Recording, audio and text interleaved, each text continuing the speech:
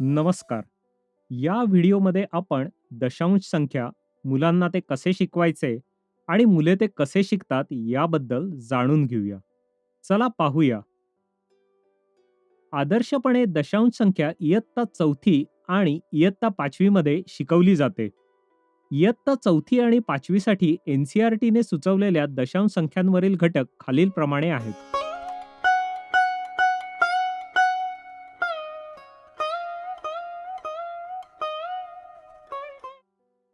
मुले दशांश प्रणाली किंवा दशांश संख्या शिकू शकतात. म्हणजेच जर त्यांना दशांश प्रणाली माहीत असेल, तर ते दशांश संख्या शिकू शकतात. हे अवघड आहे का? दशांश संख्या अवघड आहे कारण दशांश प्रणाली माहीत नसते किंवा दशांश प्रणाली आवडत नसते. आपण दशांश प्रणाली वापरून प्रचंड संख्या तयार करण्यास सक्षम आहोत असा विचार ते करत नाहीत. अशी कल्पना ते करत नाहीत. ही पहिली समस्या आहे. जर ते दशांश संख्या चांगल्या प्रकारे शिकले, तर नंतर ते टक्केवारी, शंभरात किती आणि विज्ञान प्रयोगांमध्ये दशांश वापरणे शिकू शकतील. दैनंदिन जीवनात असे बरेच उपयोग आहेत. ते सर्व आपण पाहू. जेव्हा आपल्याला मुलांना दशांश संख्या शिकवावी लागते, तेव्हा आपण कोणती संरचना वापरू शकतो? जेव्हा एखादी वस्तू समानपणे 10 भागांमध्ये विभागली जाते, जेव्हा एखादा पूर्ण घटक समान भागात विभाजित होतो, जेव्हा एखादी पूर्ण वस्तू समानपणे 10 भागांमध्ये विभागली जाते, तेव्हा जे भाग आपल्याला मिळतात त्याला दशांश प्रणाली किंवा संख्या म्हणतात. हा पहिला मुद्दा आहे. जर मी हे स्पष्टीकरण दिले नाही, तर त्यांना हे समजणे कठीण आहे. दुसरे म्हणजे दशांश प्रणालीबद्दल बोलण्यासाठी एक भाषा आहे. मुलांना ती भाषा माहीत नसते. उत्तर देताना जेव्हा आपण दशांश संख्येचा प्रश्न देतो, प्रश्न सोडवल्यानंतर त्याचे उत्तर कसे द्यावे, ते कोणत्या शब्दात मांडावे, ते फार महत्त्वाचे आहे. तिसरे म्हणजे 10चे गट बनवणे किंवा दशांश प्रणाली समजणे. म्हणजे मी 10चे गट तयार करून दशांश प्रणाली शिकलो. परंतु जर मी 10च्या गटात विभाजन करत राहिलो, जर मी 10चे तुकडे केले, जर मी एकाच युनिटला 10 तुकड्यांमध्ये विभागले तर 10 जणांचा हा गट नीट समजून घेण्याची गरज आहे. तेव्हाच दशांश प्रणाली समजू शकते. हे कसे करावे ते आपण पाहूया. शेवटी जेव्हा आपण पैशाच्या स्वरूपात दशांश प्रणालीबद्दल बोलतो, तेव्हा वापरली जाणारी भाषा भिन्न असते. म्हणजे जेव्हा आपण विज्ञान किंवा इतर कोणत्याही क्षेत्रात दशांश वापरतो, तेव्हा वापरली जाणारी भाषा भिन्न असते.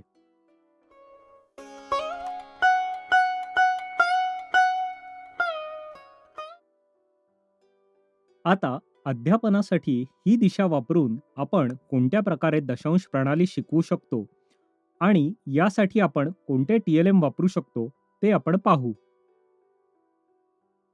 पहिल्यांदा आपण हे पिवळे चौकोनी तुकडे वापरू. आपण हे तुकडे वापरूयात आणि आपण दशांश संख्याचा वापर करू. आपल्याकडे एक मोठा पिवळा तुकडा आहे आणि आपल्याकडे अशा 10 समान पट्ट्या आहेत आणि आपल्याकडे असे 100 समान तुकडे आहेत. हा दशांश संच आहे. आपण त्यांना ट्रेमध्ये ठेवले आहे. दशांश संच आणि दशांश ट्रे हा एक टी-एल-एम आहे. त्याशिवाय आपण हे पाया 10 असलेले ठोकळे वापरतो. यातून आपण मुलांना हे सांगतो की इथून पुढे आपण कसे जावे आणि दशांश प्रणालीबद्दल जाणून घेण्यासाठी त्यांना कल्पना देतो. यातून त्यांना दशांश संख्येबाबतीत कल्पना येते. पैसे खेळा आणि नाणी खेळा. आपण हे देखील वापरू. हे 1 रुपयाचे एकक आहेत आणि आपण 1 पैसा आणि 10 पैसे या संकल्पना वापरत आहोत. आपण 50 पैसे आणि 25 पैसे नाणी वापरत नाहीत. त्यानंतर आपण दशांश स्थानिक मूल्य पट्ट्या वापरू.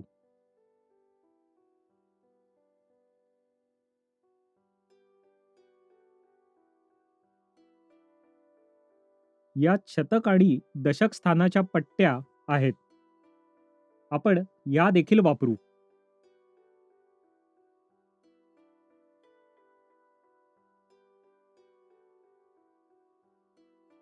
आपल्याकडे दशांश पट्ट्या आहेत. आपण या स्थानिक मूल्य पट्ट्यासह वापरू. आपण या पट्ट्या सुद्धा वापरू.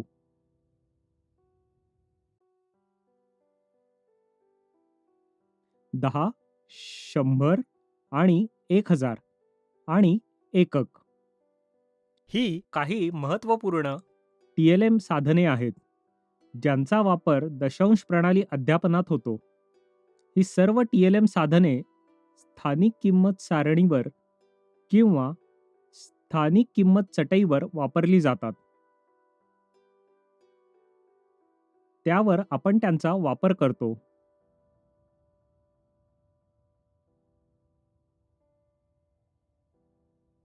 दशांश संख्येच्या स्थानिक किमतीकडे पहा. आपल्याकडे नियमित संख्येसाठी चटई आहे. आपल्याला या दोन्ही चटया वापरण्याची गरज आहे. विशेषतः पाया 10 असलेले ठोकळे, दशांश संच, दशांश ट्रे, पैसे आणि नाणी या सर्व साधनांसाठी आपल्याला ही चटई वापरण्याची आवश्यकता आहे. आता आपण काही पिवळे चौकोनी तुकडे घेऊयात. एकाच प्रकारचे चौकोनी तुकडे येथे काही आहेत. मी आणखी काही जोडत आहे. येथे किती आहेत हे मला ठाऊक नाही, परंतु जर मी मोजले तर मला माहित आहे. तर मला माहिती होईल. बरोबर. असे समजा की दशांश प्रणालीचा शोध लागला नाही, भारतीयांनी याचा शोध लावला. त्यामुळेच ती प्रत्यक्षात आली. पण जर आपल्याकडे दशांश प्रणाली नसती तर काय झाले असते? त्याबद्दल विचार करा. अशा एकाच एककामध्ये माझ्याकडे 1000, 2000, 10,000 किंवा काही कोटी असू शकतात.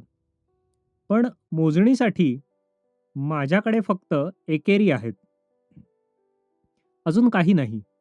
या निळ्या पट्ट्या पण आहेत किंवा या 100च्या प्लेट्स पण नाहीत. 1000ची घन सुद्धा नाही. माझ्याकडे काहीच नाही. माझ्याकडे दशांश प्रणाली नाही. आता 256 पिवळे चौकोनी तुकडे मोजा. किती वेळ लागेल तुम्हाला? यासाठी बराच वेळ लागेल. आता 5448 किंवा 25380 मोजा. आपल्याला खूप वेळ लागेल. जेव्हा आपल्याला 256, 200, 50 आणि 6 मोजावे लागतात. पहा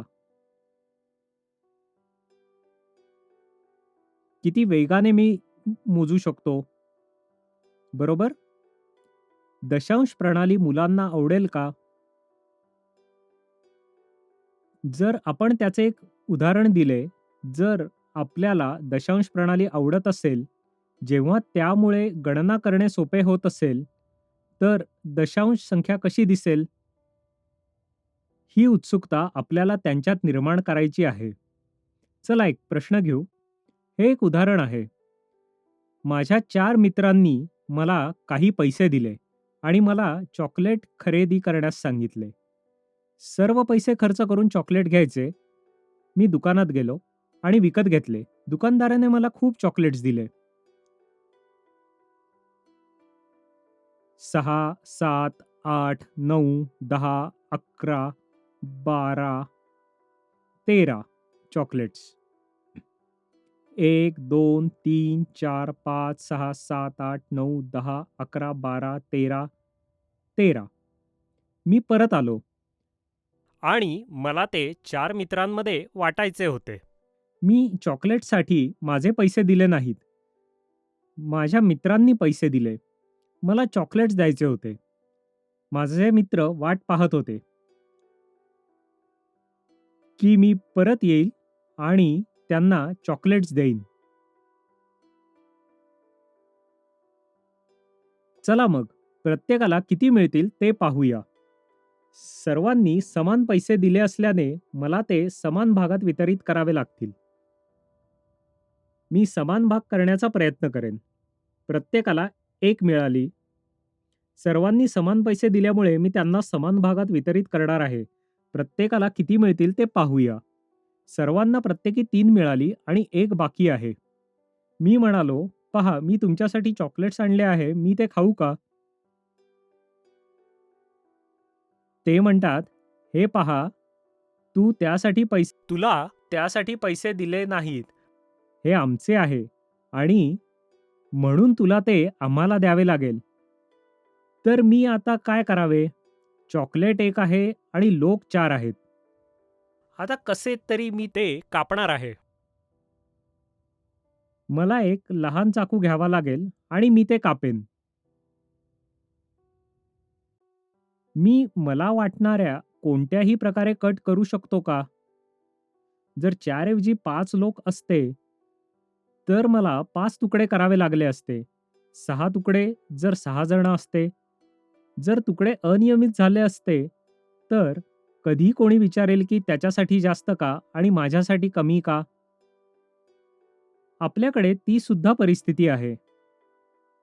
मग मला ते खूप चांगले कापावे लागतील. पण मी ते हे कसे करेन? मला त्यासाठी एक चांगले मशीन हवे असेल. माझ्याकडे ते असले पाहिजे. ते बरोबर कापू शकते का ते पाहावे लागेल. असे समान भाग करणे शक्य आहे का? आपण हे करू शकतो का? जर 25 लोकं असतील तर काय करावे? 40 जण? मी 100 किंवा 1000 तुकडे केले तर कोणीही ते पाहू शकणार नाही. पण मला ते कापावेच लागेल. ते त्यांना देणे आवश्यक आहे. मी काय करू शकतो? मी कोणती गणिती संकल्पना वापरू शकतो? मला माहीत आहे की जर माझ्याकडे 10 एकेरी ठोकळे असतील, तर मी निळ्या काठीचा वापर केला असता. मी असे 10 एकक एकत्र ठेवले, तर मला एक निळी काठी मिळेल. म्हणजेच एक निळी काठी बनवण्यासाठी मला असे 10 ठोकळे सोबत ठेवावे लागतील.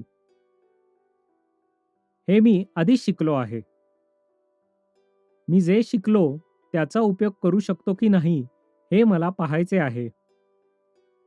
जेव्हा कोणी मला 10 पिवळे चौकोनी तुकडे देते, तेव्हा मला एक निळी काठी मिळते.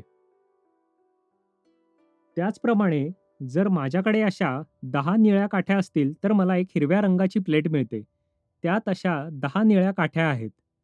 याच प्रकारे अशा 10 हिरव्या प्लेट्समुळे मला एक घन मिळेल, म्हणजेच एक लाल घन मिळेल, ज्यामध्ये 1000 एकक आहेत. हे मला आधीच माहीत आहे.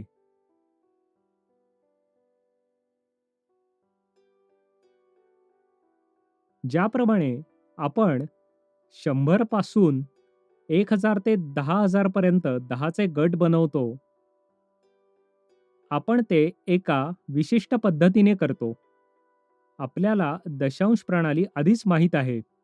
पण आता जेव्हा मला एकेरी एकक युनिट कापून टाकायची असेल, तेव्हा मी त्यांना एकत्र करत नाही. परंतु मी त्यांना कापत आहे. मी त्यांचे तुकडे करत आहे. मी त्यांचे 10च्या पटीने तुकडे करू शकतो का? हे शक्य आहे का? म्हणजेच याचे 10 तुकडे करा आणि प्रत्येक तुकड्याचे 10 तुकडे करा. ते सर्व मिळून 100 तुकडे होतील आणि नंतर जर मी त्यातील एक तुकडा घेतला आणि त्याचे 10 तुकडे केले, तर ते 1000 तुकडे होतील. याच प्रकारे आपण तुकडे करत राहिलो, तर त्याचे कितीही तुकडे बनवू शकतो. परंतु सध्या मला या चॉकलेटचे 4 समान भाग करायचे आहेत. म्हणून या एका ठोकळ्याला आपण एक यंत्र वापरून सपाट करू का? चला तर मग हे सपाट करूया. आणि नंतर 10 तुकडे करू.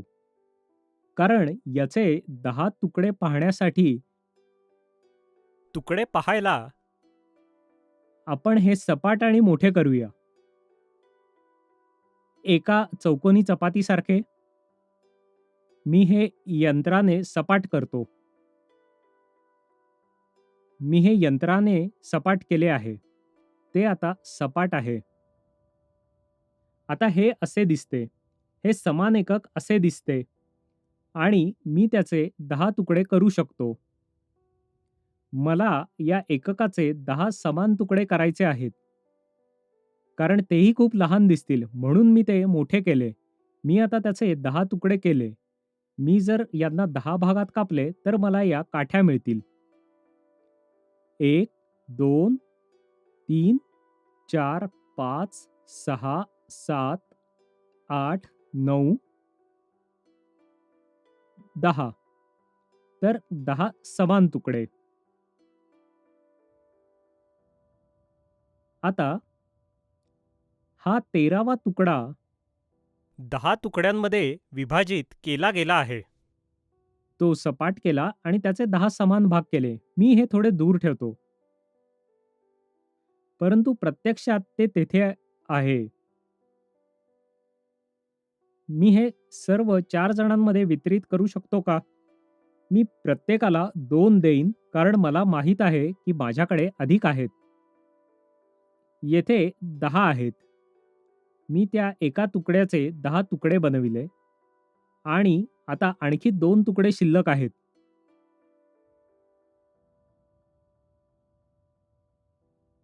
आपण यापैकी प्रत्येकाचे 10 तुकडे बनवू शकतो का? चला प्रयत्न करूया. मला किती मिळतील?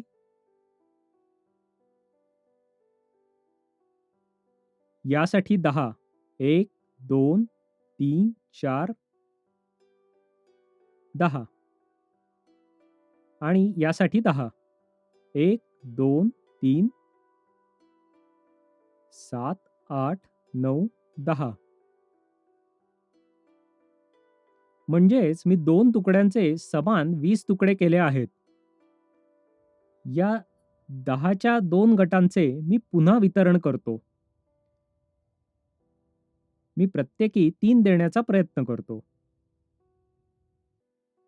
1, 2, 3. प्रत्येकासाठी 3.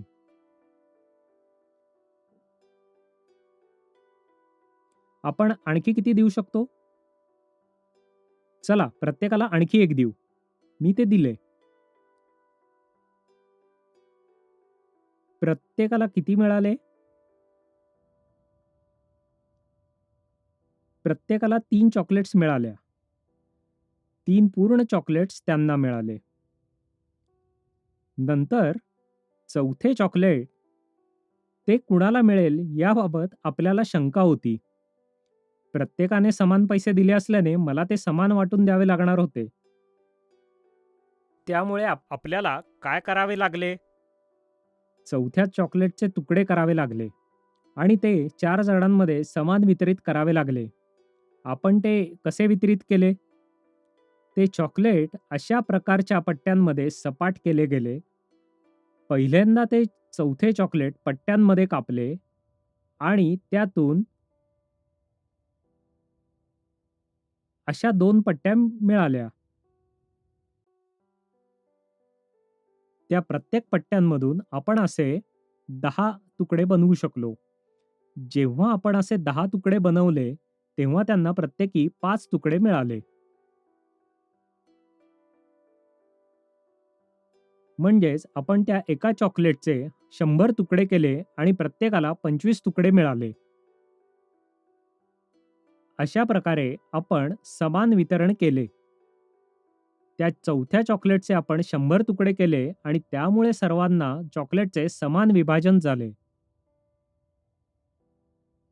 जर मला हे गणिताच्या भाषेत सांगायचे असेल, तर त्यांना 3 पूर्ण चॉकलेट्स आणि पहा हे सर्व 3 पूर्ण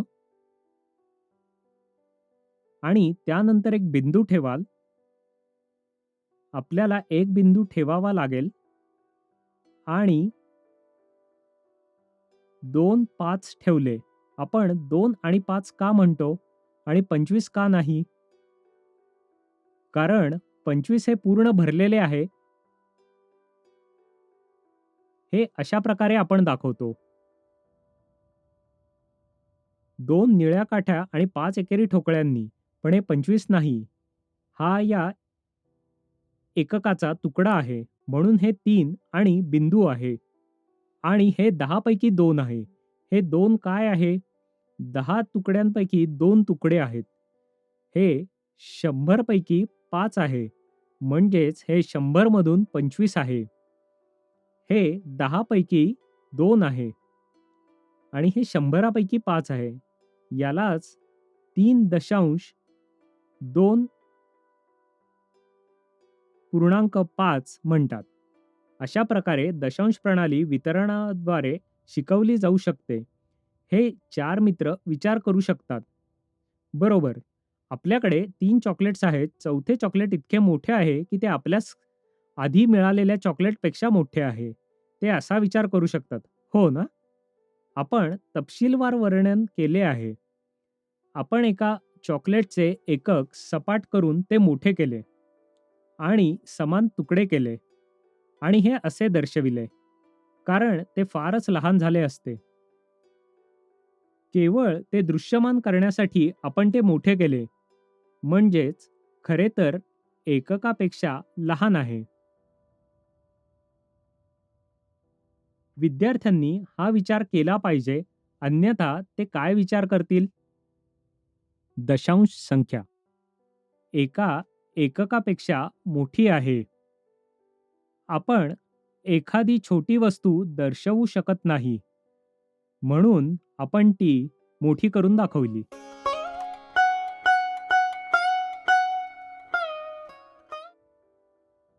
आता आपण पैशाचा वापर करून मुलांना दशांश प्रणाली कशी शिकवू शकतो ते पाहू. माझ्याकडे 93 रुपये आहेत.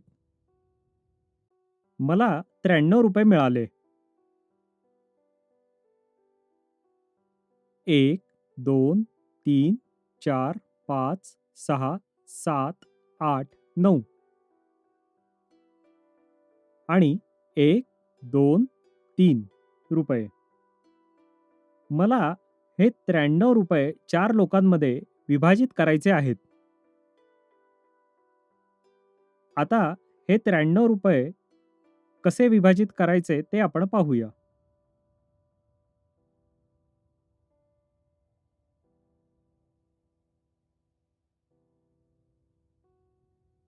हे सोपे आहे. वितरण आणि दशांश क्रमांक किंवा दशांश प्रणालीनंतर किंवा ही एकके लिहिण्यासाठी आपल्याला एकक आणि दशकाचे वितरण करायचे आहे.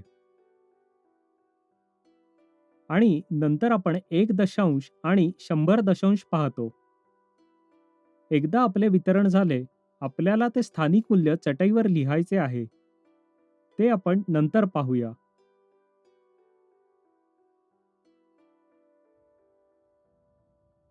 प्रत्येकी 2 10च्या नोटा मिळू शकतात का?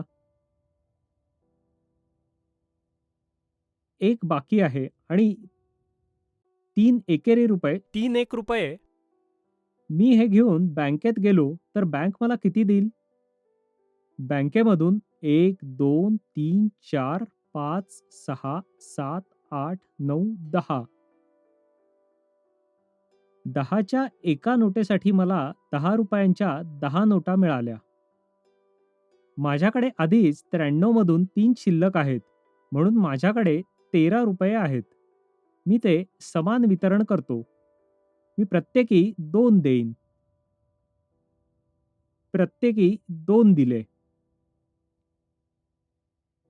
आता मी त्यांना तिसरा देतो. माझ्याकडे ₹1 बाकी आहे. प्रत्येकाला किती मिळाले? त्यांच्याकडे प्रत्येकी 23 आहेत. प्रत्येकाला किती मिळाले ते मी इथे दर्शवित आहे. हे इथे दाखवू. 23, 23, 23. प्रत्येकाला हेच मिळाले.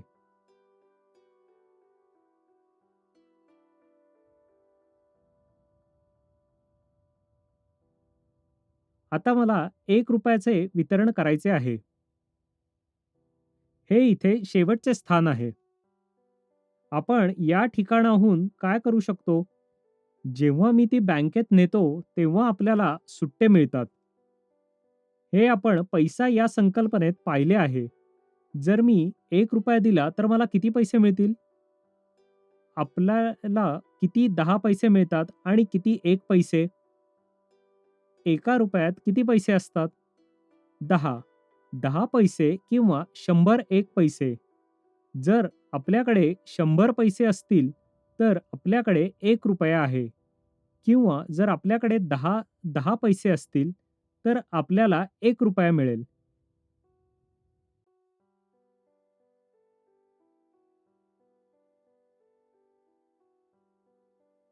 मी बँकेत जातो. बँकेतून मला 10 पैसे मिळाले. मी त्यांना येथे 4 जणांना वितरित करेन. मी प्रत्येकी 2 देईन. माझ्याकडे अजून 2 बाकी आहेत. हे देखील विभाजित करावी लागेल.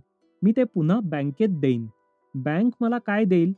मी एका 10 पैशांसाठी मला 10 पैसे आणि 2 10 पैशांसाठी मला 20 1 पैशाची नाणी मिळतील. त्यांनी ते मला दिले. माझ्याकडे 20 1 पैशांची नाणी आहेत. मी त्या 20 1 पैशांना ठेवतो. ₹1 म्हणजे 100 पैसे आहेत आणि माझ्याकडे 20 पैसे आहेत. मी हे या ठिकाणी वितरित करेन. मी प्रत्येकी 2 देईन आणि नंतर मी आणखी 2 देतो. म्हणजेच प्रत्येकाला 4 एका पैशांची नाणी मिळाली.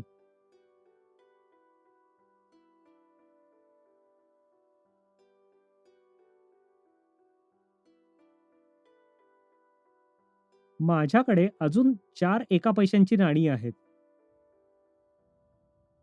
तर मी त्या वितरित करतो. आता माझ्याकडे काही शिल्लक नाही. म्हणजेच ₹93 प्रत्येकाला ₹23 मिळाले. नंतर ₹1 बाकी होता आणि आपण जेव्हा तो वितरित करण्याचा प्रयत्न केला, तेव्हा प्रत्येकाला प्रत्येकी 20 आणि 5 25 पैसे प्रत्येकाला मिळाले. स्थानिक मूल्य चटईकडे पाहिल्यावर आपल्याला कळेल की प्रत्येकाला 23 पूर्ण रुपये मिळाले. प्रत्येक रुपया जोडून त्यांना ₹23 मिळाले. जर 24वा रुपया फक्त एका व्यक्तीला दिला असता, तर ते समान वितरण झाले नसते. माझ्याकडे असलेला ₹1 आपण समान रीतीने विभागला. 100 पैशांपैकी 25 पैसे प्रत्येकाला देण्यासाठी 10 पैसेची 2 नाणी दिली आणि उरलेल्या पैशांना आपण ₹1 नाण्यामध्ये परिवर्तन केले आणि समान वितरित केले तेव्हा प्रत्येकाला 5 पैसे मिळाले. तर संपूर्ण 25 भाग म्हणजे 25 पैसे.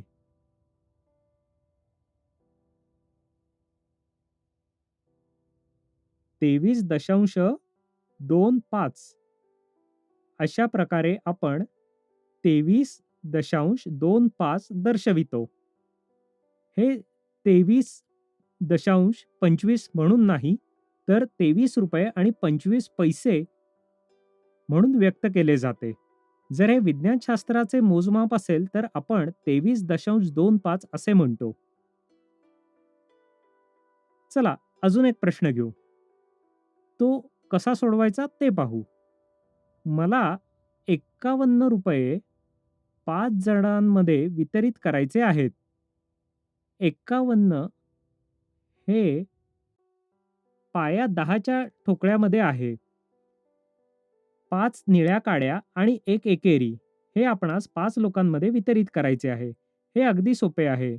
प्रत्येकाला एक निळी काठी मिळाली. आता आपण हे कुठे ठेवू? येथे ठेवले तर हे असमान असेल. त्याचप्रमाणे याला पूर्णपणे कुठेही ठेवू शकत नाही. मला तो कापायला लागेल.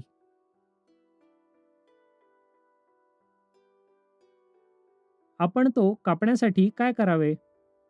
ज्या प्रकारे आपण 10चे गट पाडून येथे ठेवत आहोत, त्याचप्रमाणे आपण त्यास 10 भागात तुकडे करू. मग मी काय करायला हवे? मला याचे लहान तुकडे करायचे आहेत. मग मी काय करेन? 10 भागांमध्ये तो कापून घेईन. आपण दशांश ट्रेमधील भाग पाहिले आहेत. एका एककाचे 10 भाग आहेत. ते याप्रमाणे दिसतात. हे प्रत्येकाला पाहण्यासाठी आहे. अन्यथा मी हे जर 10 भागात तोडले तर कोणीही पाहू शकणार नाही. हे आधीच लहान आहे. लहान तुकडे दिसू शकत नाहीत म्हणून मी त्यांना मोठ्या भागात कापले आहे. आता हे एकक स्थानानंतर ठेवले जातात. एकक स्थानानंतर कारण ते एककापेक्षा कमी आहेत. या क्रमांकाचे वितरण करावे लागेल. 1 युनिट 10 भागात विभागले गेले. मी ते 5 जणांना दिले. सर्वांना एक 10चा गट मिळाला. मी त्यांना 2 गट देण्याचा प्रयत्न करेन. तर सर्वांना 2 10चे गट मिळाले. हा प्रत्येकाला 2 तुकडे देण्याचा प्रयत्न होता. आता सर्व काही वितरित झाले आहे आणि माझ्याकडे काहीही शिल्लक राहिले नाही. म्हणून मी हे आणखी विभाजित करण्याची गरज नाही. तर प्रत्येकाला किती मिळाले? एक 10चा गट एकक नाही. जेव्हा आपण एका एककाचे 10 भागांमध्ये विभाजित केले, 10 भागांमध्ये विभाजन केले, प्रत्येकाला 2 मिळाले. या स्तंभाला 1 दशांश किंवा दशांश असे म्हणतात. मी त्यास आणखी विभाजित केले असते तर ते शतांश झाले असते. 1 शतांश. मुलांना ही संकल्पना समजली आहे की नाही याचे मूल्यांकन करण्यासाठी आपण काय करावे? आपण ही स्थानिक मूल्यचटई वापरू शकतो. त्यांना काही संख्या द्या आणि त्यांना लिहायला सांगा. कोणत्या प्रकारच्या संख्या? 13.45. आपण आता काय करावे? त्यांना पायात 10चे ठोकळे वापरण्यास सांगा आणि दर्शवा. आपण 13 कसे दाखवू शकतो? एक निळी काठी म्हणजे 10, 3 एकके, बिंदू 4 आणि 5 आहेत. 10 भागांपैकी 4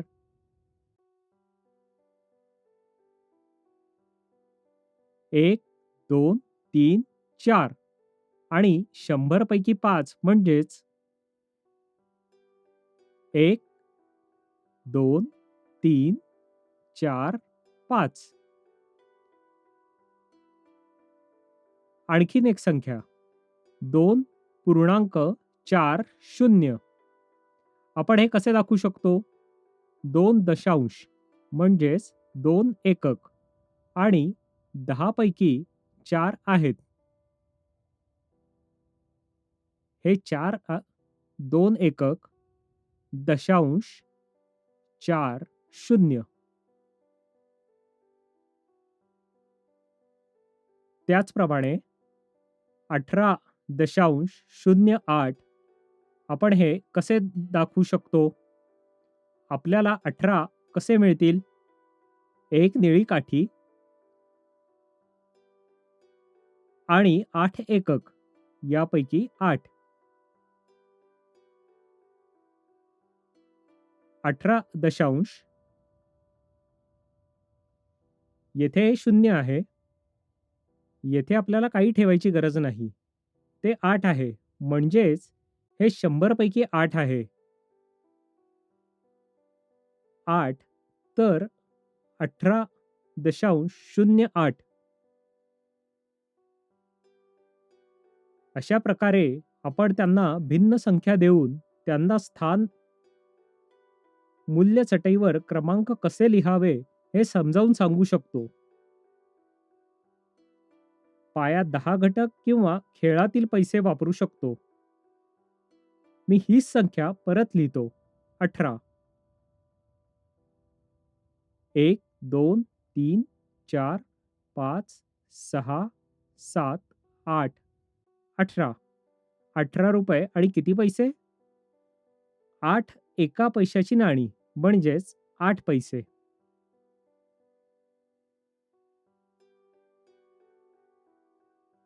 आपण खेळाच्या पैशाने आणि पाया 10चे वापरून हे अशा प्रकारे करू शकतो. अशा प्रकारे आपण त्यांना भिन्न संख्या देतो आणि पाहतो की त्यांना दशांश प्रणाली समजली आहे की नाही. आपण या प्रकारे तपासू शकतो. हे स्थानिक मूल्य चटईवर दर्शविणे अधिक सोपे असू शकते, कारण त्यावर स्थानिक मूल्य आधीच लिहिलेले आहे. आपल्याला फक्त स्थान मूल्यानुसार वस्तू ठेवाव्या लागतील. येथे दशक, येथे एकक. जेव्हा आपण एककाला 10 भागांमध्ये विभाजित करतो, तेव्हा 1 दशांश येथे आणि 1 शतांश येथे. जर आपल्याला हे येथे नसते तर काय झाले असते? असे समजा की ही स्थानिक मूल्य चटई येथे नाही. त्यामुळे आपल्याला दशांश स्थान मूल्याच्या पट्ट्या वापराव्या लागतील. आता आपण सर्व संख्या लिहू. आता त्याच संख्या ज्या आपण आधी लिहिल्या. दशांश स्थान मूल्य पट्ट्या वापरून त्या संख्या लिहू. प्रथम क्रमांक आहे 13.45 आहे. आपण ते कसे लिहू शकतो? प्रथम आपण 10 ठेवले. हे 10 आहे बरोबर. नंतर 3 ठेवूया. जर आपण हे असेच ठेवले तर हे तपशीलवार दृश्य असेल. हे संक्षिप्त दृश्य आहे. तर 13.45 आपल्याला बिंदू नंतर 4 पाहिजे अशा प्रकारे. हे बरोबर आहे का? हे एक दशांश स्थान आहे. बिंदू 4-5 म्हणजे 5 हा शतांश स्थानावर आहे. म्हणजेच 0.45 हा 100चा एक भाग आहे. हे दशांश स्थान आहे. म्हणून तो ठेवण्याचा हा मार्ग आहे. येथे निरीक्षण करा, दशांश स्थान हे शतांश स्थानापेक्षा मोठे आहे.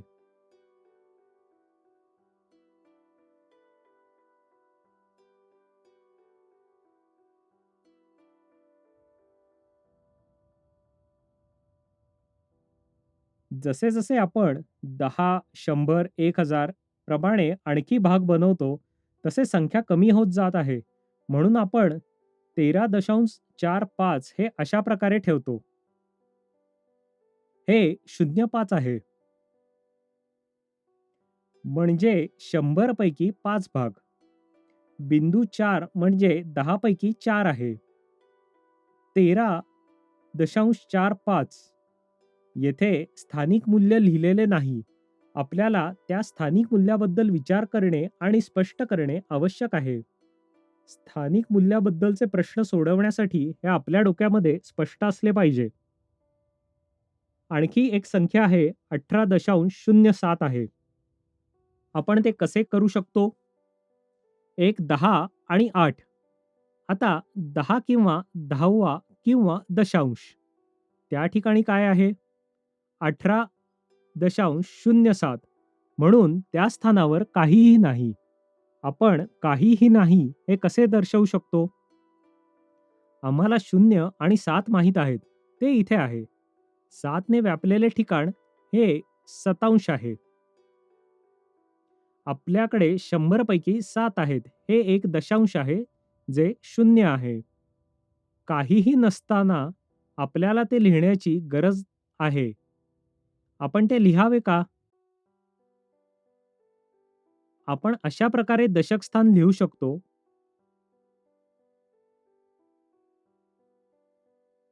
पण जेव्हा आपल्याला दशांश प्रणालीमध्ये स्थानिक मूल्यानुसार 10 लिहायचे असेल, तर ते कसे लिहावे?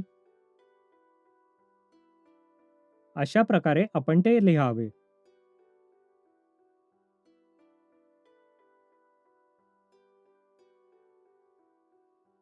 येथे एककामध्ये काहीही नाही, परंतु आपल्याला स्थानिक मूल्य लिहावे लागते.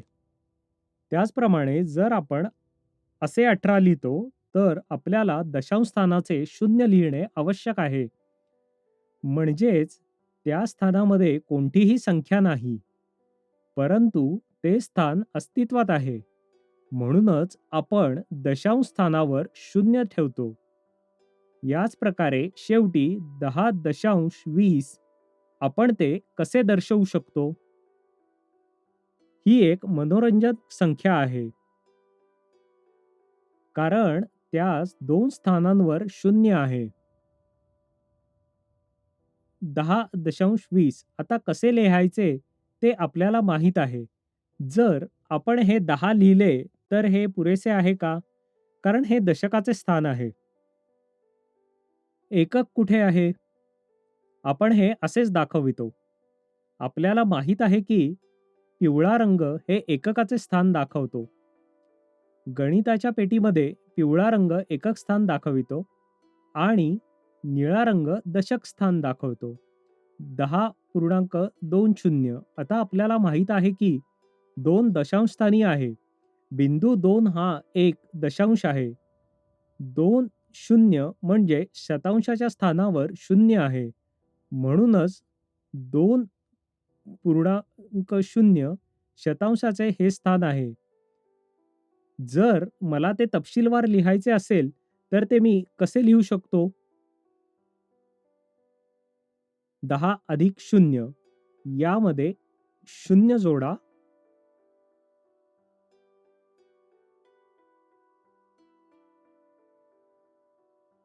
आणि 2 एक दशांश जोडा. 10 मध्ये 0 जोडा आणि नंतर बिंदू 2 आणि बिंदू 0 जोडा. 10.20 हे अशा प्रकारे आपण दाखवतो. तर हे तपशीलवार दृश्य आहे आणि हे संक्षिप्त दृश्य आहे.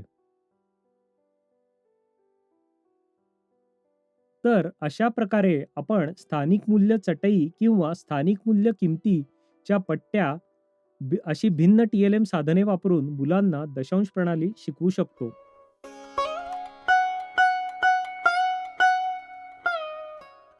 या सर्व संख्या ज्या आपण पाहिल्या, त्यात आपण दशांश स्थान मूल्य चटई किंवा दशांश स्थान मूल्य पट्ट्यांचा वापर केला.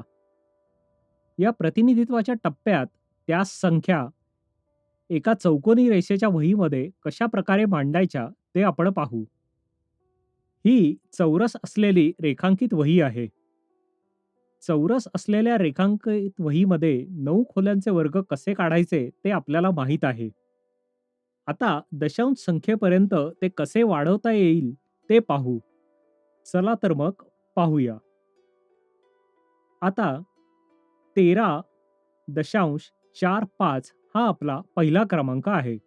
13.45 आपण ती दर्शवूया. 13 पहिल्यांदा दशक स्थान, एकक आणि दशक 1 10 आणि 3 1. आता येथे एक बिंदू ठेवूया.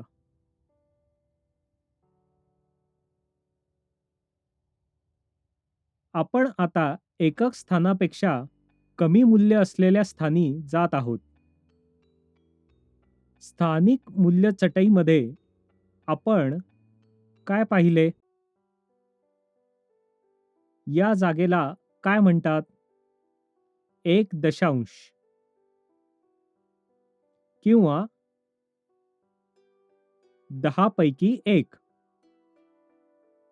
1/10. तर या चौकोनामध्ये आपल्याला काय मिळाले? 4 1/10 हे 1 2 3, 4 आहे. आपण चौरस असलेल्या रेखांकित वहीमध्ये दर्शवित असताना 4 1/10 अशा प्रकारे लिहितो. तर अशा प्रकारे आपण 9 चौरसांचा डब्बा तयार केला आहे. त्याचप्रमाणे मी कुठे जात आहे? 100 पैकी 1 किंवा 1/100 त्याला काय म्हणतात? 1/100. आपल्याकडे हे किती आहेत? आपल्याकडे हे 100 किती आहेत? आपल्याकडे येथे आहेत 5. 1, 2, 3, 4 आणि 5. तर येथे 10 जणांची एक खोली भरली आहे. एकाच्या 3 आणि दशांशाच्या किती खोल्या भरल्या आहेत? 4 भरल्या आहेत. आणि इथे 100 पैकी 1 असे किती इथे भरले आहेत? 5 भरले आहेत. तर 13.45. तर हे अशा प्रकारे आपण प्रतिनिधित्वाच्या टप्प्यात लिहितो. आता मी दुसरा नंबर घेईन. 12.08. हे कसे लिहावे? दशक स्थान, एकक स्थान. एकक स्थानामध्ये आपल्याकडे काय आहे? आपल्याकडे आहेत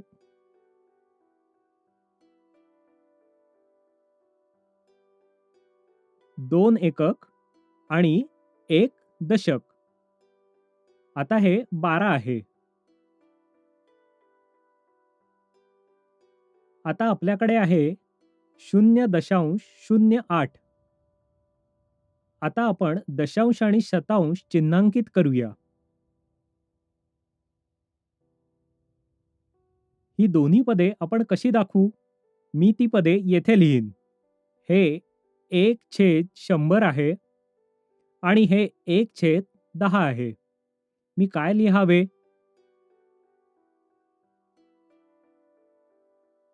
दशांश स्थानावर मी काय लिहावे?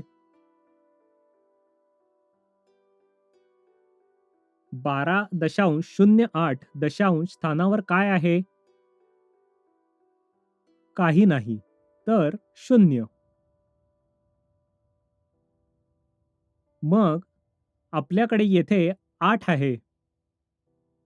म्हणून मी शतांश स्थानी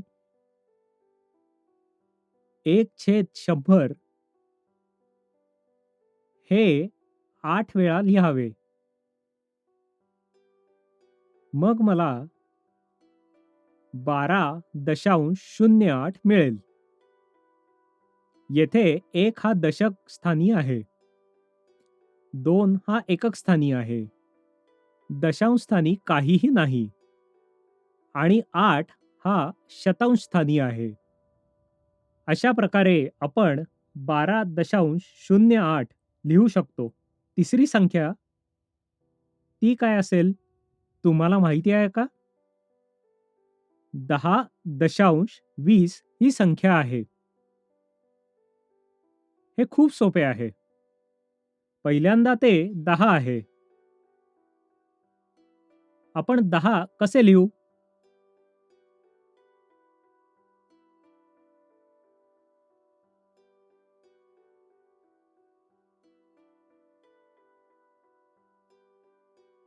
पहिल्यांदा मी 9 खोल्या काढल्या आणि दशक, एकक, दशांश, शतांश हे स्थानिक मूल्ये लिहिली. हे 1/100 आणि हे 1/10. आता 10. एक दशकाच्या खोलीत एककमध्ये काहीही नाही. आणि दशांशामध्ये मी किती खोल्या भरायच्या? 2 खोल्या. म्हणजे 1/10 दोनदा. आणि शतांशमध्ये काहीही नाही. म्हणजे 10ची एक खोली भरलेली आहे आणि एककाच्या खोलीत काहीही नाही. दशांश स्थानाची 2 पदे भरलेली आहेत आणि शतांश स्थानावर 0 आहे. जेव्हा मुले हा सराव चौकोनी रेषेच्या वहीमध्ये करतात, तेव्हा त्यांना आपोआप कसे लिहावे हे कळेल. येथे बिंदू 20 म्हणजे काय?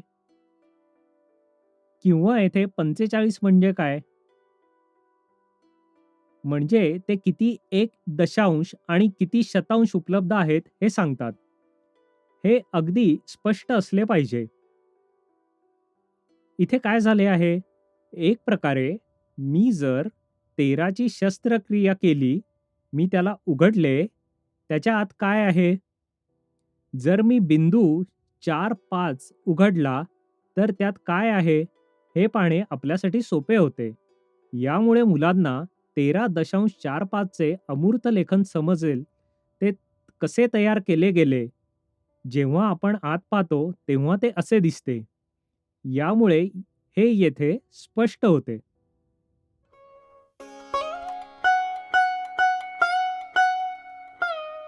आता दशांश संख्यांची बेरीज व वजाबाकी कशी करावी ते पाहू.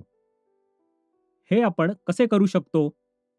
जर मी ही संकल्पना दशांश संख्येची जोड आणि वजाबाकी जाणून घेतली, तर आपण ती पैसे, मोजमाप आणि इतर संकल्पनांसह वापरू शकतो.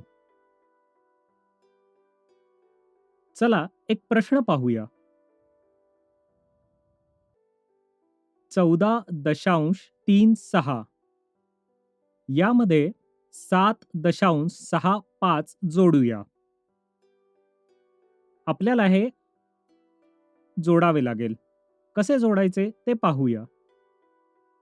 आता आपण पाहू की चौकोनी रेषेची वही वापरून आपण प्रतिनिधित्व पद्धत कशी वापरायची. आता आपल्याला 9चे चौरस कसे काढायचे ते माहीत आहे आणि प्रत्येक पद कसे जोडायचे ते मी इथे दाखवेन. येथे आपल्याकडे 14 म्हणजे 1 10 4 एकके आणि 3 आणि 6. आपण 36 म्हणत नाही. आपण 14.36 म्हणतो. 3 हे दशांश स्थानावर आहे. 3 वेळेस 1/10 आणि शतांश स्थानी 6 आहे. हे 14.36 आहे.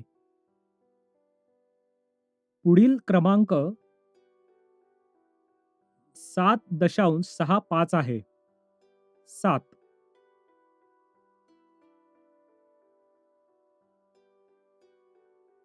ते 7 एकके आहेत. बिंदू आपल्याला 6 वेळेस 1/10 लिहावे लागेल.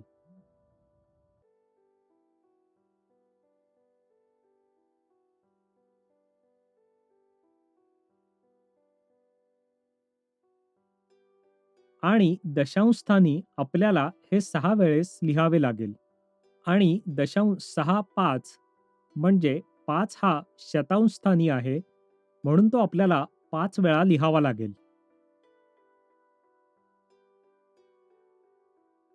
3, 4 आणि 5 हे 7.65 आहे.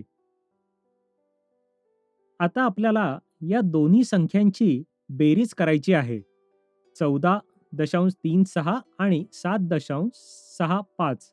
सामान्यतः आपण एकक स्थानापासून सुरुवात करतो. परंतु आता आपल्याकडे एककापेक्षा कमी मूल्याची स्थाने आहेत. म्हणून आपल्याला उजवीकडून डावीकडे पुढे जावे लागेल. उजवीकडे प्रथम क्रमांक कोणता आहे? तो शतांश आहे. आपण हे स्थान जोडले तर त्यास हातचे नेणे सोपे होईल. पहिल्यांदा या दोघांना कसे जोडायचे ते पाहू. बेरीज लिहिण्यासाठी 9 चौकोनांची आणखी घरे बनवू. आपल्याला उत्तर लिहावे लागेल आणि म्हणूनच आपल्याला आणखी 9 चौकोनांच्या घरांची आवश्यकता आहे. आपल्याला आणखी उत्तर माहिती नाही. आपल्याला शतांशाच्या जागेपासून सुरुवात करावी लागेल. आपल्याकडे किती आहेत? चला मोजूया. 1, 2, 3, 4, 5, 6, 7, 8, 9, 10, 11. पण आपल्याला 10चा गट बनवावा लागेल.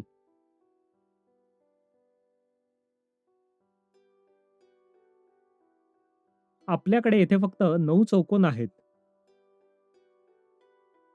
म्हणून आपण त्यापेक्षा अधिक लिहू शकत नाही. जेव्हा आपल्याकडे 100चा एक गट आहे, तेव्हा मला काय मिळेल? तो 1/10च्या जागी जाईल. जेव्हा मी यांची बेरीज करतो, तेव्हा मला काय मिळते? मला 1/10 मिळते. हे आपण ठोस अवस्थेतही पाहिले आहे. जर आपण लहान पिवळे ठोकळे जोडले तर आपल्याला एक पिवळी पट्टी मिळेल. ती पट्टी म्हणजे 1/10 आहे. जे शिल्लक आहे ते इथे लिहावे लागेल. आपल्याकडे येथे एक शिल्लक आहे. 1/100. आता इथे किती आहे ते पाहू. आपण हस्तांतरित संख्येपासून प्रारंभ करूया. आपल्याला हस्तांतरित संख्येपासून प्रारंभ करावा लागतो. अन्यथा आपण ते विसरण्याची शक्यता आहे. म्हणून 1, 2 आपण ते मोजले आहेत हे दर्शविण्यासाठी मी त्यांना गोलाकार चिन्हांकित करत आहे.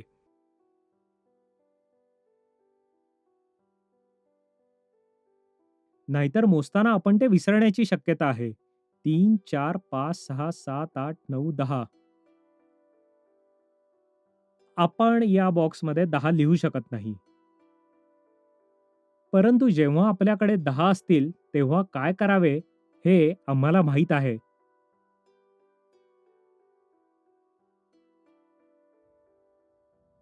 आपण त्याला एक गट बनवूया. त्याचा गट बनवल्यानंतर आपण काय करू शकतो? आपण ते दुसऱ्या ठिकाणी नेऊ शकतो आणि पुनर्वितरण करू शकतो. जर माझ्याकडे 10 एक दशांश असतील तर मला काय मिळेल? आपण ते ठोस टप्प्यात पाहिले आहे. 10 पिवळ्या पट्ट्या एकत्र ठेवल्या तर मला काय मिळेल? मला एक एकक मिळेल. एक पिवळा घन. पिवळा घन म्हणजे काय? एक एकक. तर मला एक एकक मिळाले. जेव्हा मी 10 वेळेस 1/10 जोडतो, तेव्हा मला एक एकक मिळाले. आता किती एकक आहेत ते पाहू. मी त्यांना पुन्हा चिन्हांकित करीत आहे. 1, 2, 3, 4, 5, 6, 7, 8, 9, 10 एकक. जेव्हा जेव्हा आपल्याला 10 एकक मिळतात, तेव्हा आपण एक गट बनवतो. बरोबर? मी 10चा एक गट बनवतो. या गटाचे काय होते? मी हे दुसऱ्या ठिकाणी हस्तांतरित करतो. ते दशांशाच्या ठिकाणी ठेवतो. तर 10 एकक मला 10 देतात. इथे किती शिल्लक राहतात एकके? 1 एकक, 2 एकके. मी इथे लिहितो. इथे किती दशक आहेत? 1 10, 2 10. सर्व मिळून किती दशक? मला जे मिळाले ते मी लिहित आहे.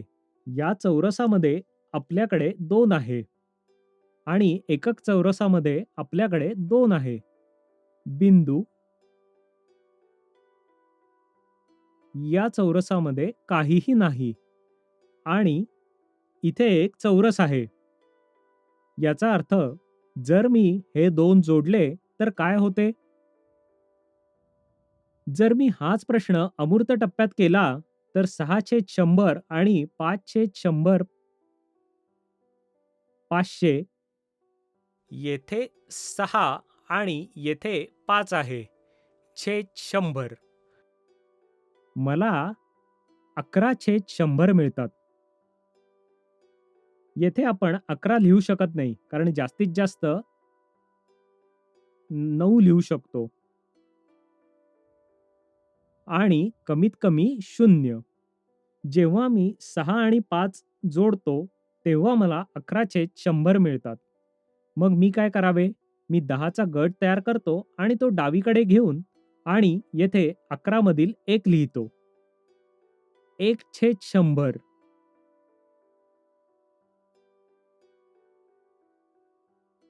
जेव्हा मी 10 1/100 हलवितो, तेव्हा मला इथे काय मिळते?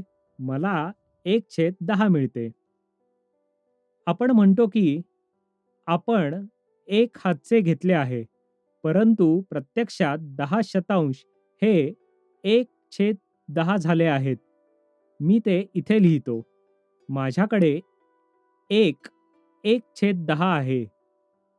तो 1/10 आणि 6 व 3 म्हणजे 9 आणि 1 हातचे म्हणजे 10 झाले. ते 10 असल्याने मी त्यांचा एक गट केला आणि ते येथे आणले. जेव्हा मी 1/10 चे गट केले, तेव्हा मला एक एकक मिळाले. येथे काय शिल्लक आहे? येथे काहीही शिल्लक नाही. काही राहिले असते तर मी लिहिले असते. जसे मी येथे 1 लिहिले आणि 1 हातचे घेतले, तसे मी 10चा गट केला आणि काहीही शिल्लक राहिले नाही, म्हणून 0. म्हणून एकक स्थानी 1+4 म्हणजे 5 एकके अधिक 7 एकके म्हणजे एकूण 12 एकके. तर आपल्याकडे 1 दशकांचा गट आहे आणि 2 एकके आहेत. येथे 1 गट आला आहे, मग आपल्याला काय मिळेल? 10चा 1 गट. तो 1 नाही, तर 10चा 1 गट आहे. म्हणजेच येथे 2 एकके शिल्लक आहेत. आपल्याकडे दशकाचा हा गट आहे आणि आधीपासूनच आपल्याकडे 1 दशकाचा हा गट आहे. पूर्णपणे 2 दशक आणि बिंदू. आपल्याला इथे सुद्धा असेच उत्तर मिळेल. आपल्याला येथे हे निरीक्षण करावे लागेल की इथे वापरलेली प्रक्रिया आणि या पद्धतीमध्ये वापरली जाणारी भाषा आणि इथे वापरले जाणारे जे शब्द आहेत, तीच भाषा आपण अमूर्त अवस्थेसाठी वापरतो. शिक्षकांनी लक्षात घेण्याचा हा एक अतिशय महत्त्वाचा मुद्दा आहे. आता आधीचा प्रश्न पाहू. 14.23 अधिक 3.42 येथे आपण हातचे न घेता सोडवण्याचा प्रयत्न करू. आपण हे हातचे घेऊन सुद्धा करू शकतो. पण आधी हातचे घेऊन केलेली बेरीज आपण पाहिली आहे. चला, आपण हातचे न घेता प्रयत्न करू. दशक, एकके, 1 दशांश, शतांश. प्रतिनिधित्वाच्या टप्प्यात मी अंक लिहिण्यासाठी चौकोन काढले आहेत. हे 14 आहे. ते आपण कसे लिहूयात? 1 दशक आणि 4 एकके आहेत. बिंदू नंतर आपल्याकडे 2 1 दशांश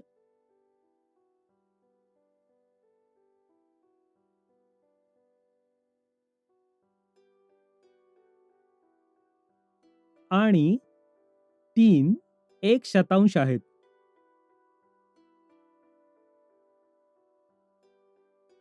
हे 14.23 आहे.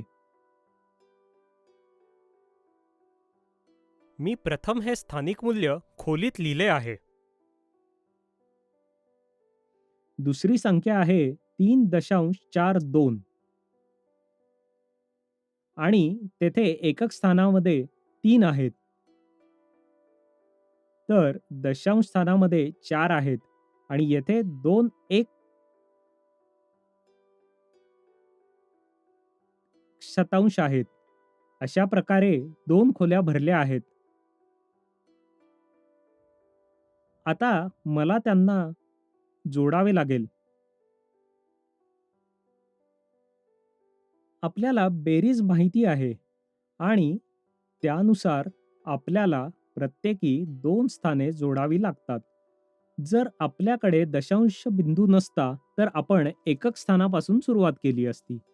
येथे एकक स्थानानंतर आपल्याकडे 2 जागा आहेत. सर्वात कमी स्थानिक मूल्य कोणते आहे ते शतांशाचे आहे.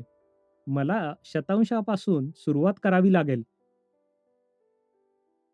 कारण जर आपल्याला 10 किंवा अधिक मिळाले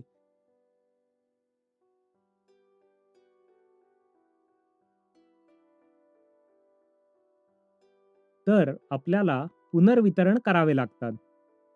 म्हणून जेव्हा आपण शतांश जोडतो आणि जर आपल्याला 10 पेक्षा जास्त मिळाले, तर मी हातचे नेले पाहिजे. इथेही जर ते 10 पेक्षा जास्त असेल, तर मला ते हातचे नेले पाहिजे. आपल्याकडे किती आहे ते पाहू. 1, 1 शतांश, 2, 1 शतांश, 3, 4, 5. जर आपल्याला येथे 12 मिळाले, तर आपण त्यांचा गट करून येथे 2 लिहू. पण आपल्याकडे इथे काय आहे? 1, 2, 3, 4, 5 हे इथे लिहू. 1, 2, 3, 4, 5, 1 शतांश. आता किती 1 दशांश आहेत? आपण गोलाकार पद्धतीने चिन्हांकित मोजणी करतो. 1, 2, 3, 4, 5, 6 1 दशांश.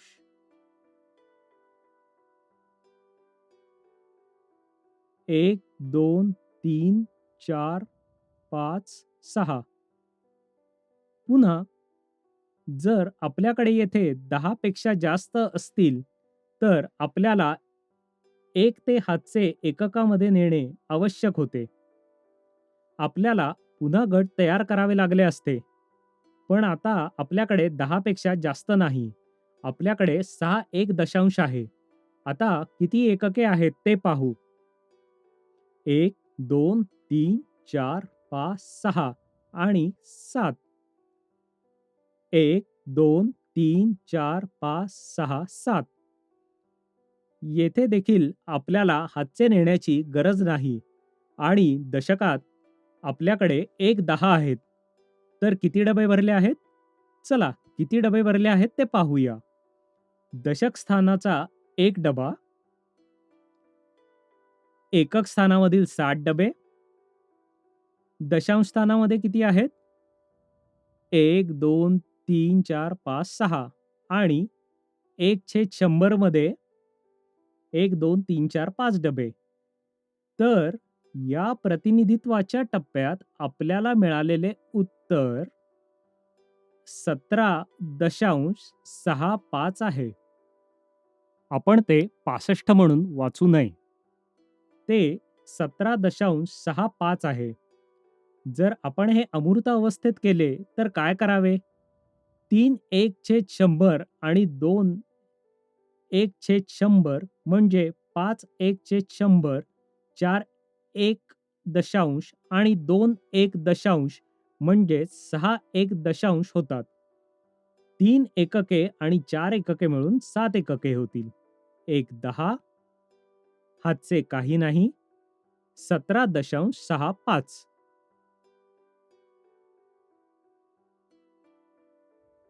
मी प्रतिनिधित्वाच्या टप्प्यात वापरली जाणारी भाषा अमूर्त पद्धतीमध्ये वापरली. मी इथे तिकडे वापरलेली पद्धत वापरली. हे आपल्याला संख्येला उघडून पाहिल्यावर मिळाले. इथेच आपल्याला संख्येच्या आतील वस्तू सापडल्या. परंतु येथे मी हे अमूर्त अवस्थेत केले आहे. आता आपण वजाबाकी पाहू. हे पुन्हा गट न बनवता केले आहे.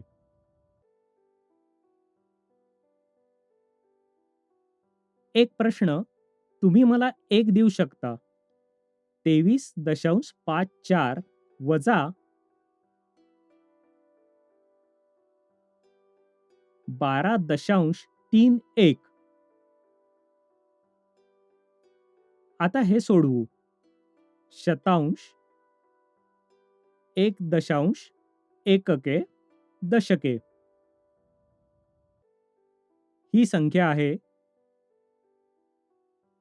23.54. 2 दशके, 1, 2, 3 एकके, 5 एक दशांश आणि 4 एक शतांश.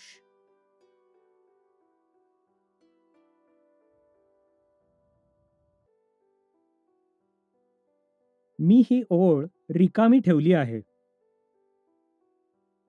जर आपल्याला पुन्हा गट करावे लागले आणि पुनर्वितरण करावे लागले तर ते लिहिण्यासाठी आपल्याला जागेची आवश्यकता असेल. म्हणून हे नेहमी ठेवणे चांगले. आपल्याला परत कधी गट तयार करण्याची गरज भासेल हे माहीत नाही. यासाठी आधीच एक जागा सोडून द्यावी. दुसरी संख्या 12.31 आहे. ती इथे लिहूया. 12. 12 म्हणजे 1 10 आणि 2 एकके आहेत. बिंदू 31 3 1 म्हणजे 3 एक दशांश आणि 1 1/100. आता उत्तरासाठी एक डबा काढू. एक 9 चौकोनांचा डबा काढू. बिंदू 3 1 ला बिंदू 5 4 मधून वजा करायचे आहे. चला एक शतांशला पाहू. येथे 1 आहे आणि येथे 1 2 3 4 आहे. एखादे काढून टाकावे लागले तर इथे किती बाकी राहतात? 1 2 3 1/100. मी ते इथे लिहितो.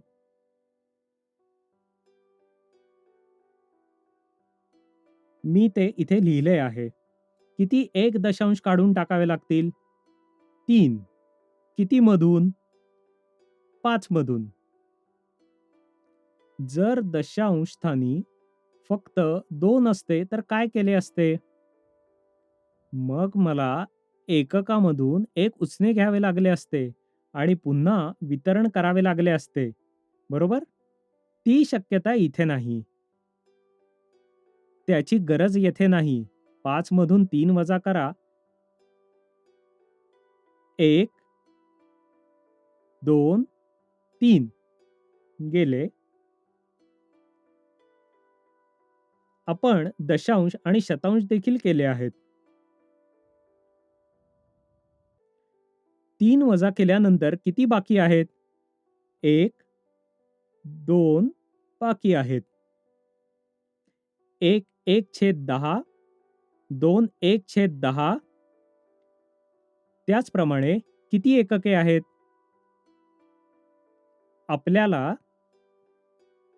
3 एककांमधून 2 वजा करायचे आहेत. 1 एकक 2 एकक. किती बाकी राहतात? 1 एकक आहे. हे इथे लिहू. याचप्रमाणे आपण दशकाच्या ठिकाणी काय लिहिणार आहोत? फक्त 1. आपल्याकडे 2 10 होते आणि आपण त्यातून 1 काढला. किती 10 बाकी आहेत? फक्त 1 10 शिल्लक आहे. तो इथे लिहू. आपण या चौकोनात तो कुठेही लिहू शकतो. आता जेव्हा आपण 23.54 मधून 12.31 वजा करतो तेव्हा आपल्याला काय मिळाले ते इथे दिसेल. येथे जे शिल्लक राहिले तो यातला फरक आहे. इथे किती दशके आहेत? एक खोली म्हणजे 1. येथे 1 एकक आहे. बिंदू इथे आहे. आपल्याकडे 2 1/10 आहेत. आणि आपल्याकडे 3 शतांश शिल्लक आहेत. म्हणजे जर आपण 23.54 मधून 12.31 काढले तर फरक 11.23 राहतो. जर आपण अमूर्त मार्गाने हे सोडवले तर हे 1/100 आहे. हे 1/10 आहे. हे एकक आहे आणि हे 10 आहे. जर आपण 4/100 पासून 1/100 वजा केले तर आपल्याला 3 मिळतील. 5 एका दशांशापासून 3 दशांश वजा केले तर आपल्याला 2 मिळतील. 3 एककांमधून 2 एकके काढले तर आपल्याला 1 मिळेल. जर आपण 2 10 मधून 1 10 काढून टाकले तर 1 10 मिळतील.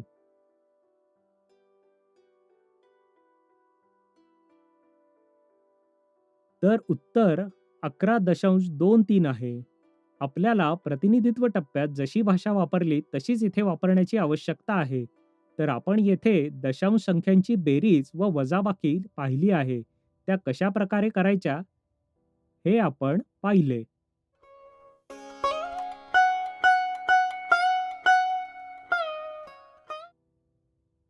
आता आपण दैनंदिन जीवनात दशांश कुठे आणि कसे वापरले जातात ते पाहूया. जर दररोजच्या जीवनात नसेल तर मग आपण ते कुठे शोधू शकतो? मुख्यतः क्रीडा प्रकारात, 100 मीटर शर्यतीत, कुणी किती मिनिटे आणि सेकंदात हे पूर्ण केले. हे एक प्रकारचा अगदीच बरोबर असं मोजमाप आहे. म्हणजेच थोडासा फरक असला तरीही प्रथम, द्वितीय आणि तृतीय स्थाने बदलू शकतात. तर ते अचूक असले पाहिजे. आपल्याला एक स्पष्ट विजेता माहीत असावा. आपण 9.32 सेकंदात एखाद्याने 100 मीटर पूर्ण केलेले पाहिले असेल किंवा काही मिनिटात. जे काही एकक आहे तो अपूर्णांक अस्तित्वात असेल. जेव्हा आपण आपली रक्त चाचणी करतो तेव्हा आपण अहवालात देखील पाहू शकतो. हेमोग्लोबिन 12.82 हा अपूर्णांक आपण बऱ्याच वेगवेगळ्या प्रसंगावर पाहतो किंवा आपल्याला दशांश बिंदू पाहायला मिळतो. जेव्हा आपल्याला दुकानात बिल किंवा पावती मिळते, जेव्हा ते कर किंवा जीएसटी जोडतात, तेथे देखील आपल्याला दशांश पाहायला मिळतो. जेव्हा आपण एखादी वस्तू 40 रुपयांना खरेदी करतो आणि त्यामध्ये कर जोडला जातो, तेव्हा ते 52 रुपये 20 पैसे होतात. हे तेच आहे.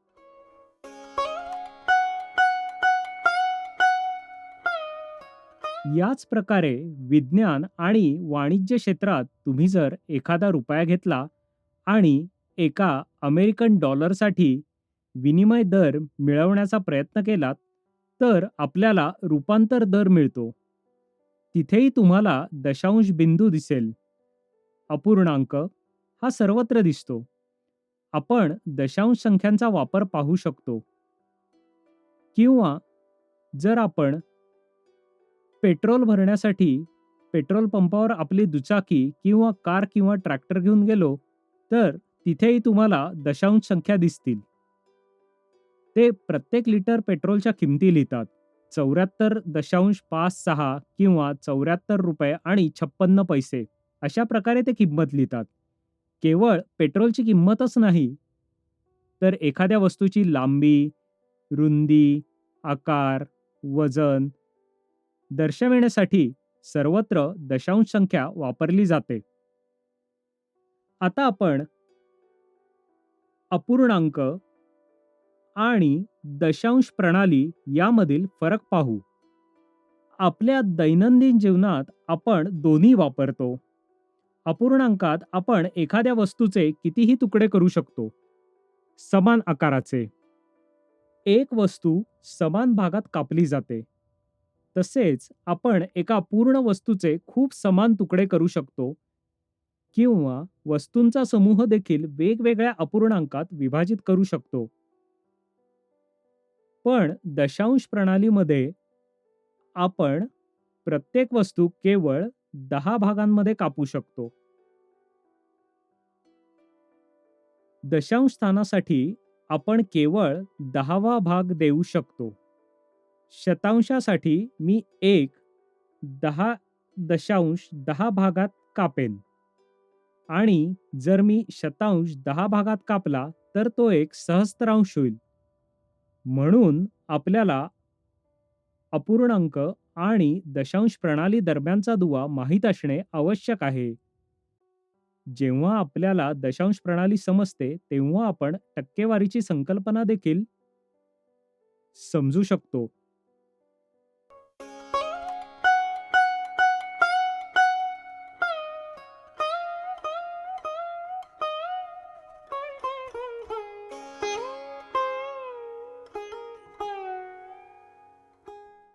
मुलांचे हे कसे चुकले? आपण येथे तपशीलवार चर्चा केली आहे. 23.45 हे वाचताना ते म्हणतात 23.45 म्हणजेच 45 ही खरे तर 23 पेक्षा कमी संख्या आहे. जेव्हा त्यांना हे माहीत नसते तेव्हा ते 23.45 म्हणतात.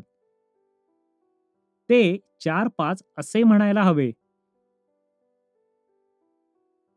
जेव्हा आपण हे प्रतिनिधित्व अवस्थेत चौकोनी रेखा पुस्तकात लिहितो तेव्हा त्यांना समजेल की एककापेक्षा कमी मूल्याची संख्या असू शकते. त्याचप्रमाणे दशांश प्रणालीमध्ये दशांश संख्या आणि अपूर्णांकांमधील फरक बऱ्याचदा त्यांना माहीत नसतो. दशांश प्रणाली 10च्या प्रणालीतून विकसित झाली आहे हे समजल्यावरच त्यांना दशांश, शतांश, सहस्त्रांश इत्यादी मधील फरक समजेल. दशांश प्रणालीत आपण सर्व काही 10च्या तुकड्यात विभागतो. परंतु अपूर्णांकांमध्ये आपण त्यांना अनेक भागामध्ये विभागू शकतो. हे दशांश प्रणालीमधील फरक आणि नातेसंबंधांबद्दल आपण त्यांना कोणत्या मार्गाने शिकवतो यावर अवलंबून आहे. जर आपण त्यांच्या मनातील संकल्पना स्पष्ट होतील या प्रकारे प्रतिनिधित्व अवस्थेत चौकोनी रेखा पुस्तकात शिकवले आणि त्यांनी स्पष्टपणे समजून घेतले तर मग त्यांच्या मनात संकल्पना स्पष्ट होईल. आत्तापर्यंत आपण दैनिक जीवनात दशांश प्रणाली कशी वापरावी हे पाहिले. संकल्पना शिकवण्यासाठी आपण कोणती TLM साधने वापरू शकतो आणि दशांश संख्या कशी जोडावी, वजा कशी करावी आणि मूलभूत क्रिया कशा कराव्यात आपण हे सर्व शिकलो. आणि आपण पैशाच्या आणि इतर संदर्भांमध्ये दशांश प्रणाली कशी वापरावी हे शिकलो. आपण हे सर्व पाहिले आहे. धन्यवाद.